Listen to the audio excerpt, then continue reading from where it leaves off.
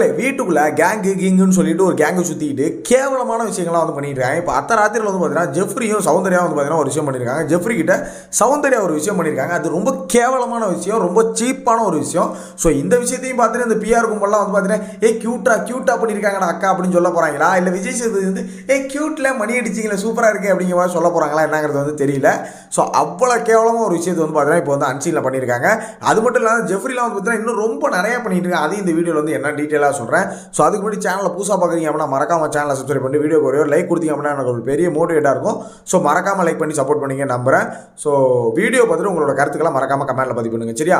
So night அன்சீனில் ஒரு conversation போயிட்டு இருக்கு மக்களே, பெட்ரூமில். சரிங்களா? பெட்ரூமில் பேசும்போது அன்சிதா ராணோ அந்த பக்கம் உட்காந்துருக்கான்னு நினைக்கிறேன். ஸோ ராணோ அன்சிதா வராங்க. ஜெஃப்ரி வந்து படுத்துருக்கான். அப்போ கையில் வந்து பார்த்தீங்கன்னா ஒரு சாக்லேட் தின்னுட்டு சாக்லேட் கவரை குப்பையில் போடுன்னு சொல்லி இவங்க சௌந்தர்யா வந்து பார்த்தீங்கன்னா அன்சிதா விடுறாங்க. அன்சிதா வாங்கலை. உடனே நான் அதை குப்பையில் போடுறேன் அப்படின்னு சொல்லிட்டு வந்து பார்த்தீங்கன்னா ஒரு இடத்துல வச்சு அமுக்குறாங்க ஜெஃப்ரி கிட்ட. எந்த இடத்துல வச்சு அமுக்குறாங்க அப்படின்னா அதை அந்த இடத்துல வச்சு அமுக்குறாங்க. அதை வச்சா கூட பரவாயில்ல, குப்பை தொட்டியில் போடுறேன்னு சொல்லிட்டு நல்லா அமைக்க வேற விட்டாங்க. ஜெஃப்ரி அரண்டு போய் அது எந்த ஒரு இதுவுமே பண்ணாமல் ஒரு ஒரு எப்படி சொல்கிறதே எனக்கு தெரியல. இதை எப்படி எடுத்துக்கிறேன்னே தெரியல. இவ்வளோ பெருசு வளர்ந்துருக்காங்க. 30 வயசு ஆகுது உங்களுக்கு. சௌந்தர்யாவுக்கு 30 வயசு ஆகுது. ஒன்றும் தெரியாத குழந்தைலாம் சொல்லி நீங்கள் வந்து இதை ஜஸ்டிஃபை பண்ண முடியாது.